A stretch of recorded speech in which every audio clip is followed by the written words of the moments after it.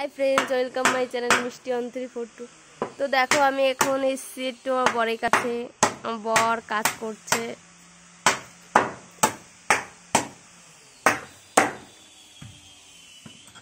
এই যে এই বাড়িটা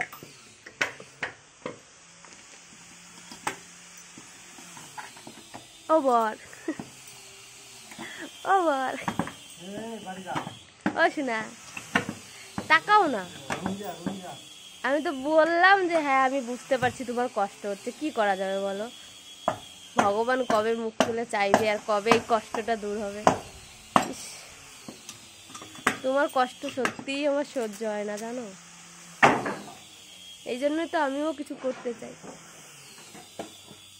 আমি ভিডিও করতে ভালোবাসি কিন্তু মানুষের সাপোর্ট পাচ্ছি না, তো কি করবো বলো।